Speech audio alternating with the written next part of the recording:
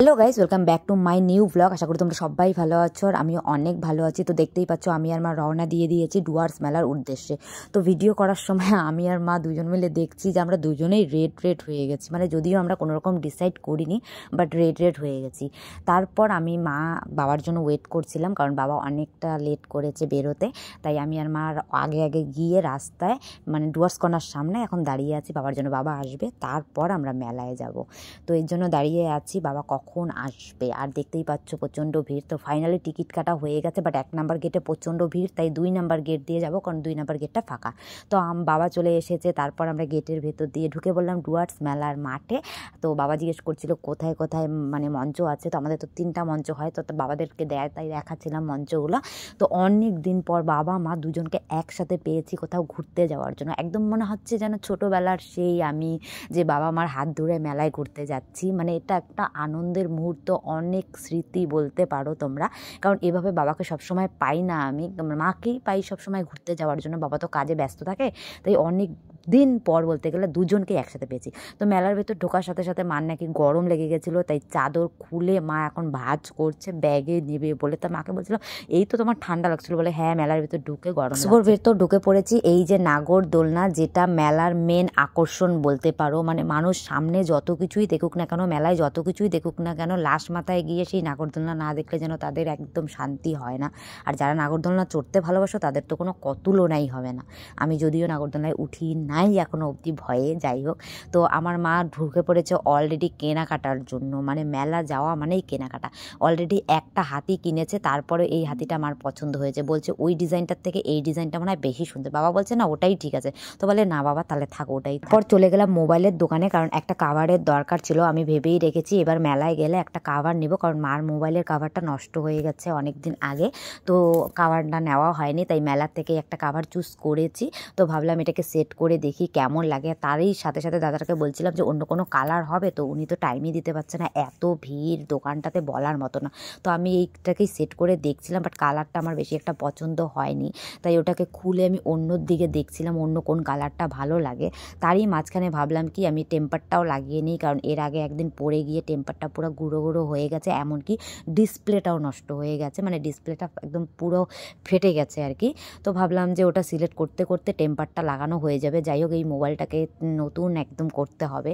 মোবাইলটা আমার খুব প্রিয় একটা মোবাইল ছিল। তো টেম্পারটাকে লাগানো হচ্ছে দেখতেই পাচ্ছ। আর এই যে দেখো আমার মানে ডিসপ্লেটা কিভাবে ফাটছে টেম্পার লাগানোর পরেও। তো তারপরে একটা কাভার সিলেক্ট হয়েছে এই যে গ্রিন কালারের, যেটা আমার ভীষণ পছন্দ হয়েছে। তো বাবাকে বললাম তুমি এটা লাগিয়ে দেখো কেমন লাগে। তো বাবা সেটাকে সেট করছিল, কারণ বাবা আর মাই তো এই মোবাইলটা ইউজ করবে, তাই বাবাকে দিয়ে এটাকে দেখাচ্ছিলাম যে দেখো তুমি কেমন লাগে। তো বাবা বোতাম টিপে দেখছিল, আর মার মোবাইলে দেখতেই পাচ্ছ শিব পার্বতীর ফটো লাগানো। তো এই যে মার হাতে দিলাম, বললাম দেখো এখন কাভার সহকারে আর টেম্পার লাগানোর পর কেমন লাগছে। বলে কি না খুব সুন্দর লাগছে, এটাই ঠিক আছে। তারপর ওখান থেকে বেরিয়ে আমরা এখন যাচ্ছি ভেতর দিকে, কারণ এখনও অবধি ঘোরা কমপ্লিট হয়নি। তো তার মাঝখানে এখানে মাম্পির মার দোকান পেয়ে গেছি, মানে 3 টাকার মামলা, বড় গামলা। তো ভেবেছিলাম টিকিট কাটবো, কিন্তু গিয়ে দেখি টিকিট শেষ। তো মাকে বললাম এখানে আর দাঁড়িয়ে সময় নষ্ট করে লাভ নেই, কারণ আমাদের মেলাটা ঘোরা এখনও অনেক বাকি আছে। মানে ডুয়ার্স মেলা ঘুরতে তোমার 3 ঘন্টাতেও ঘোরা কমপ্লিট হবে না। তো এখানে দেখো বাচ্চাগুলোকে সুন্দর জাম্প করছে, নাগরদোলনায় উঠেছে, ছোটো এই যে ট্রেনে, তারপরে কি এগুলো হেলিকপ্টারে উঠেছে। মানে আমার মনটা কি চাচ্ছিল, কিন্তু বাচ্চাদের মতন তো আর আমাকে এগুলোতে উঠতে দেবে না বলো। আর বড়দের নাগরদোলনাতে তো আমি উঠতে অসম্ভব, আমি পারবোই না, মানে এতটাই ভয় লাগে। তো ওখান থেকে বেরিয়ে চলে আসলাম ঠাকুরের দোকানে। মানে মার তো জিনিস নেওয়ার একদম শেষই নেই। তো এইখানে পছন্দ করেছিল, তার মধ্যে বাবা ফেলে দিয়েছিল, তো ওটাই তুলে আবার বাবা ঠিক করছিল। তারপর এখানে মা 2টো জিনিস নিয়েছে, একটা গীতা পাঠ করার যে টেবিলটা হয় সেটা নিয়েছে, আর ঠাকুর নিয়েছে। তো বাবা এখানে টাকা অলরেডি দিয়ে দিয়েছে। মা তারপরেও বলছে কি আচ্ছা এই ঠাকুরটা নিলে কেমন হয়, এই ফ্রেমটা খুব সুন্দর। মা যেটাই দেখছে সেটাই পছন্দ হয়ে যাচ্ছে। তো বাবা বলছে তুমি এটা কোথায় লাগাবে, বলে কি এটা আমি আমার ঘরের সাইডে লাগাবো। তো বলছে থাক, এটা তো টাকা দেওয়া হয়ে গেছে, আর নিতে হবে না, পরের বার যখন আসবে তখন নিবে। ফাইনালি কেনাকাটা শেষ করে আমরা চলে আসলাম ফুলের গাছ, ফলের গাছ, মুরগির কোথায় চাষ হয়, কিভাবে চাষ হয় সেটা দেখতে।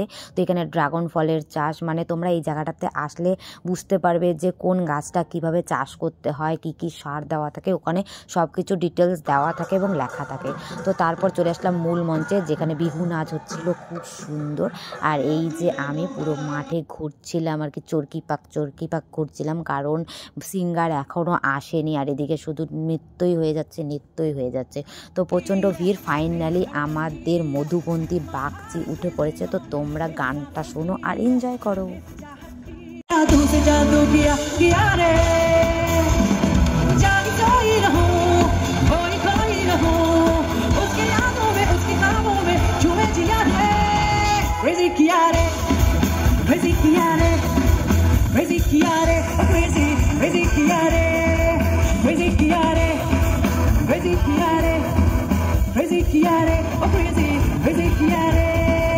মধুবন্তীর গান শুনে মধুবন্তীকে দেখে চলে গেলাম জিলাপির দোকানে। আর এখানে দেখতেই পাচ্ছ কত ধরনের জিলাপি আছে। তো লাল জিলাপি, কড়কড়া জিলাপি, সাদা জিলাপি। তো মা বলছে এবার একটু সাদা জিলাপি ট্রাই করা যাক। প্রত্যেকবার তো লাল জিলাপি পছন্দ হয়, লাল জিলাপি নিয়ে যাই। তো এবার সাদা জিলাপিতে দেখা হচ্ছে, কিন্তু কিছুতেই আর ওয়েট মাপা হচ্ছে না, মানে কম হয়ে যাচ্ছে, তাই আরও বেশি বেশি করে নেওয়া হচ্ছিল।